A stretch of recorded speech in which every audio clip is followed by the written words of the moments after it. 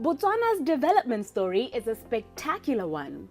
At independence, as a sparsely populated, dry, landlocked country with a per capita income of just $70 a year, its prospects did not look good at all.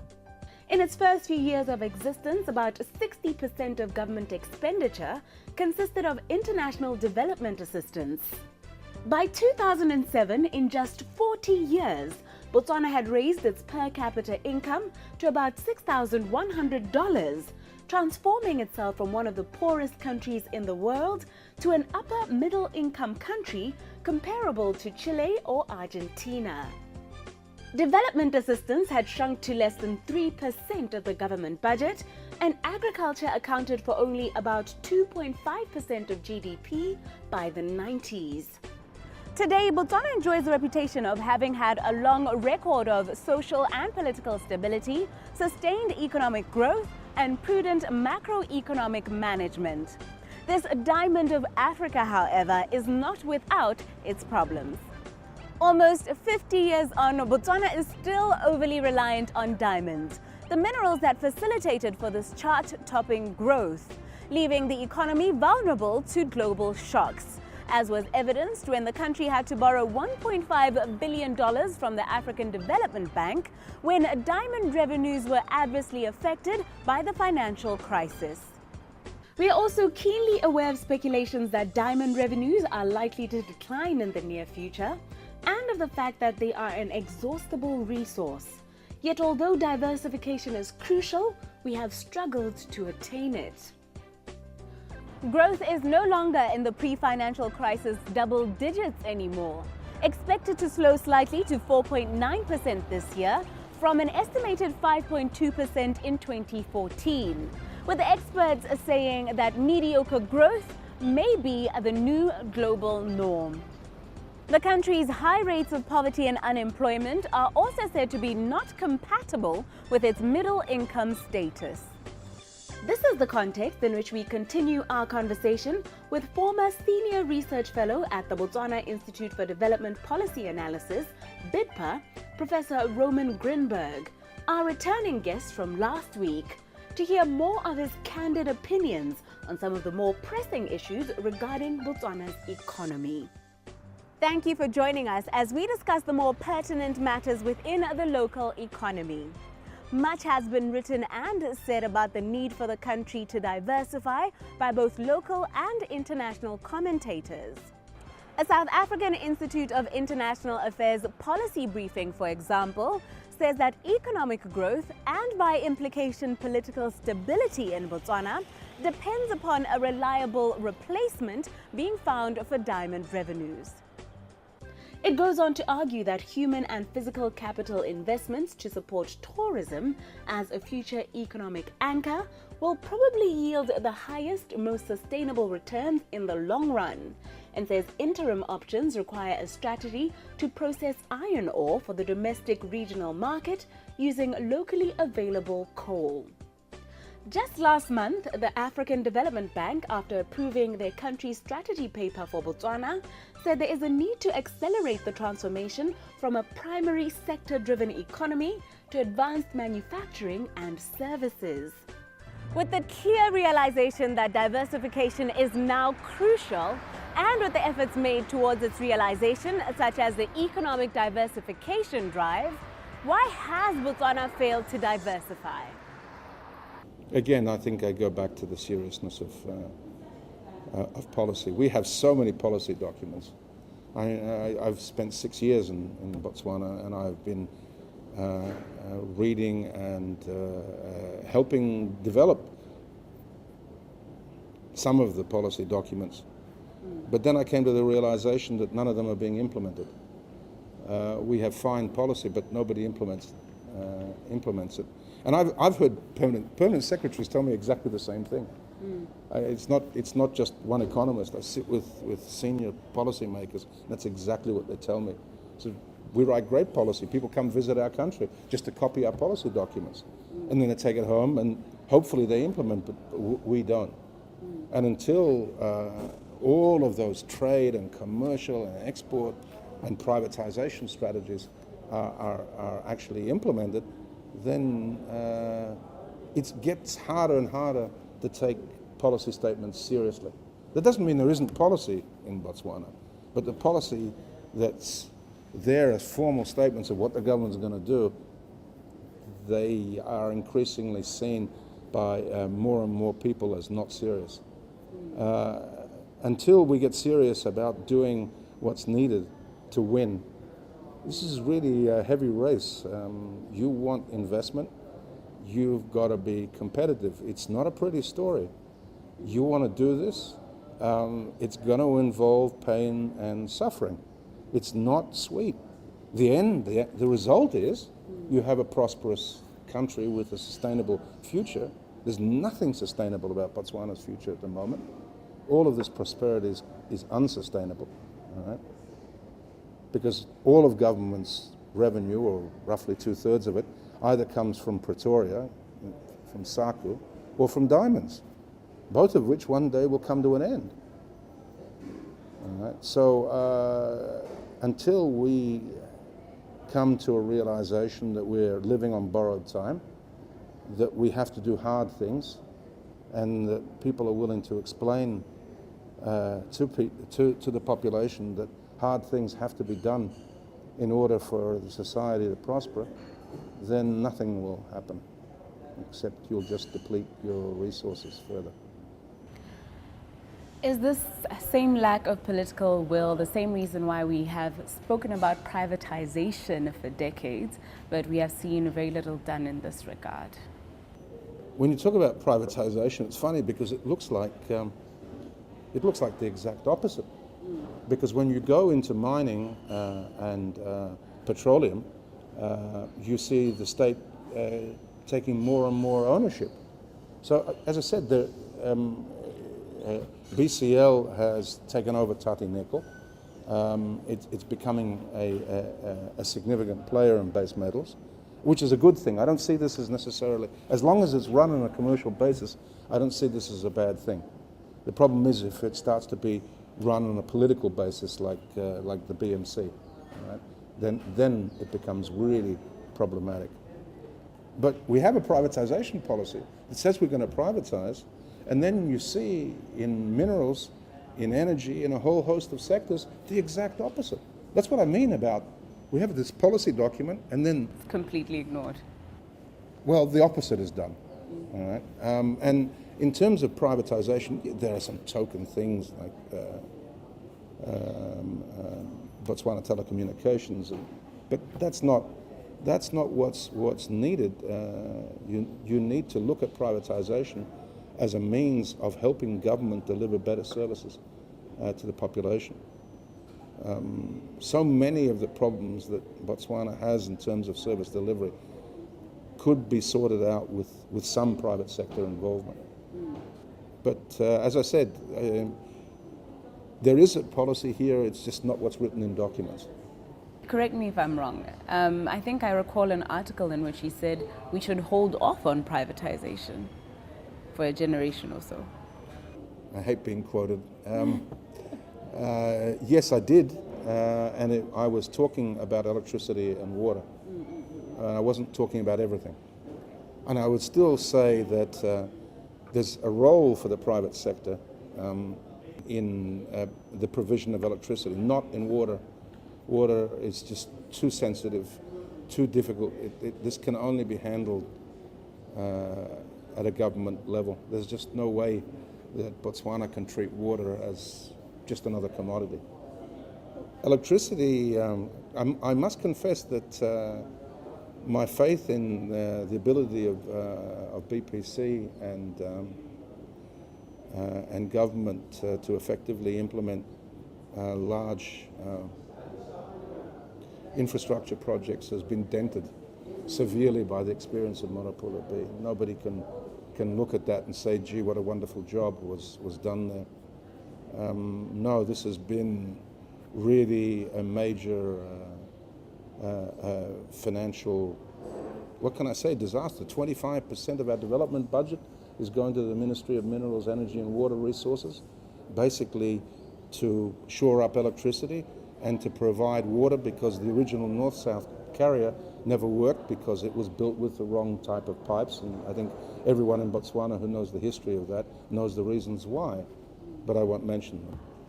According to Botswana's Public Enterprise Evaluation and Privatization Agency, the reasons for privatization in Botswana are to reform and diversify the economy, create opportunities for citizen entrepreneurship, improve efficiency in the delivery of public services, reduce government administrative and financial burden, broaden the capital market, and broaden the local skill base. We wanted to know, however, which model our guest thinks will ensure that Botswana will benefit from having a stake in the companies to be listed, such as Botswana Telecommunications Corporation and the National Development Bank. Clearly the state's going to remain a major stakeholder in any future BTCL. I honestly believe citizens should be given a chance to gain shares in the company as much as is possible, and I think that's probably the best model. Though probably a large number of them will sell them right away if there's a profit to be made. But I think privatization, where citizens are given a chance to own rather than just institutions. But you obviously need, for something that large, you need multiple stakeholders. You need the state to remain in there. What proportion, that's another policy matter, but you need large institutions, you need small and large private investors. You touched on the way in which the BMC is being run, and you've been quite vocal in your displeasure at the way in which it's currently operating. If you had the chance or the opportunity to hold the reins for a minute, what would you do with the beef sector? I mean, I've had long arguments with Dr. Tambale, who's a person I have the highest regard for. He's a man that the country owes a great deal to. But I have real issues with... I don't want to see BMC privatized, because you have to understand the reason why Seretse Khama nationalized it in the first place. All right? He did this because the idea of a state monopoly was not tenable. I mean, a private monopoly was simply not tenable. And the volume of cattle going through there was too small for it to be profitable. So the more abattoirs we start building, I think you'll end up seeing less and less profits, and that's exactly what's happened as they've opened abattoirs in Francistown, in Maun, and now the chappies in Hansi want to open a fourth one. The problem is we don't have that many cattle, and we can't necessarily produce an awful lot more because of our climate and because of the cultural relationship with cattle. A lot are consumed within traditional society. But first of all, what would I do if I were running the BMC? I would never take that job. They haven't printed enough pula to make me want to do that. But it's clear what has to be done. Look, this is a BMC that Dr. Tambale admits is not efficient. So who's going to pay for the inefficiency? There's only two stakeholders that can pay. It's either the farmer through lower prices that he gets for his cattle, or the taxpayer when they lose money. I worked for Parliament for 6 months on the parliamentary review of the BMC and the beef industry last year, I believe it was. And I sat through 6 months of listening to the reasons why this organization lost 700 million pula in 5 years. And partly it goes back to 2005. They did a review of this company in 2005, the Irish, and they said, listen, this place is going to go bankrupt. You have to cut out 500 workers and shut down the Francistown abattoir and do things you don't like. And this is really, BMC is emblematic of Botswana's problems. There is no way, when the government saw that, they said, we're not going to do that. We refuse. Because the place remains to this day overstaffed. Right? It's inefficiently run. The government last year gave BMC a 71 million pooler subsidy because of the Francistown abattoir. All right? So that's the only reason it made money last year. Everybody was congratulating Dr. Tombali for making money, and he's run it better than it was in the past. That I'll tell him. But did it make a profit?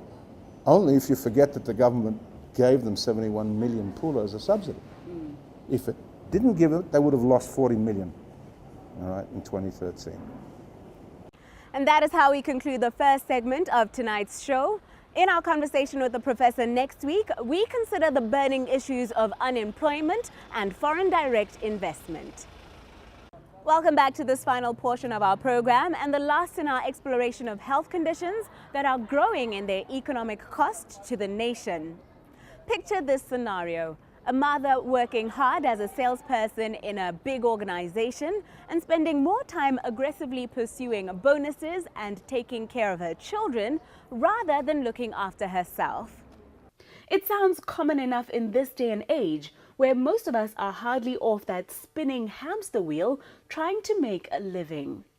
She knew she had high blood pressure and passed out cold every night from what she assumed was exhaustion, only to find out at the age of 33 that her heart was diseased and only working at a capacity of 10%. Told she only had 2 years to live, only then did she begin to make the healthy lifestyle choices we are all constantly told to live by. After nearly working herself to death, her poor health eventually cost her the savings and preferred schools for her children that she had worked so hard for. But eventually getting over her frustration, Nicole Smith now works as an ambassador for the American Heart Association, raising awareness about this growing epidemic. Think epidemic is too strong a label? Then consider this. In the US, heart disease affects nearly 1 in 3 people and is the leading cause of death in women, outpacing all forms of cancer combined.